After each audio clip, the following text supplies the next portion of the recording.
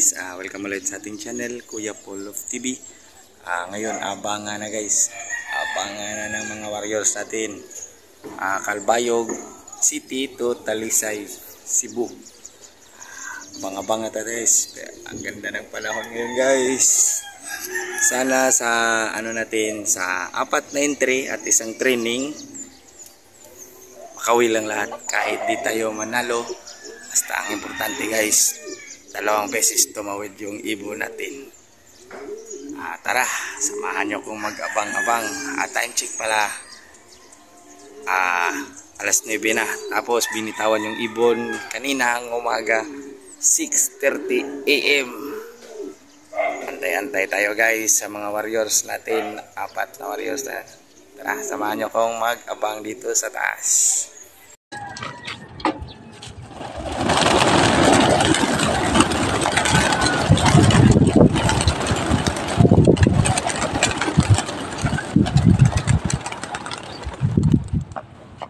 Okay.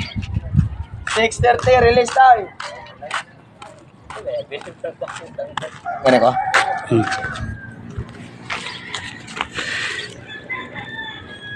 Yasunod mo sa 6:30 release time. Magandang tanghali guys. Update tayo sa ating derby result. Ito guys, may isang ibon na tayo. Pero laspag na laspag guys, oh.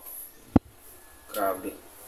Ang nauna sa mga ibon natin guys, sa 5 kinarga natin, ito pa si Dark Grizzle. Abang-abang pa tayo guys sa mga ibon natin na darating pa. Pero sa club natin marami nang nag-clock. Ito si Dark Grizzle, Nardo Row. Update ko kayo mamaya. Yun guys, hapon na. Oras. Time check natin. Stress na. Isa lang umuwi nating ibon guys. Entry natin na 4. Yung mga kinarga. Training yung isa. Isa lang ang nag-bird natin. Yun ang busy na yun. Yun ang umuwi na ibon natin. Di pinalad yung 4 na ibon natin na makawi. Ganyan talaga ang karera guys. Minsan talo, minsan panalo. So, ito lang yung mga warriors natin na natira, yung grizzle na yan. Yan lang ang pinalad, nag-bird at nag-clock. Salamat pa rin tayo kasi inuwian tayo sa 5 ibon natin. 4 ang entry, isang inuwian pa rin tayo, may umuwi pa rin sa atin na ibon, yung Dark Grizzle na yan. Hanggang dito lang muna tayo guys. Update ko kayo bukas kung may uuwi pa tayong ibon. Bye. Magandang hapon guys. Oras ngayon guys, 4:35. May umuwi pa tayong ibon guys. May sticker pa, oh.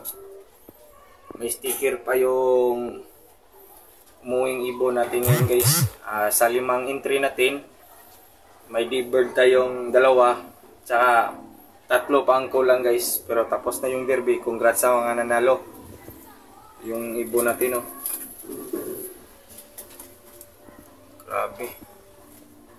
Grabe ang labanan ngayon guys. Ang hirap na pumasok sa mga warriors. Ito yung isang umuwi guys kanina, si Dark Grizzle. Grabe si Dark Grizzle guys, oh. Ito yung first bird natin, dumating to 11:20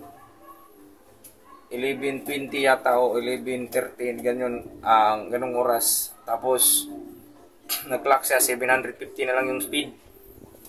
Ngayong hapon umakyat tayo ulit.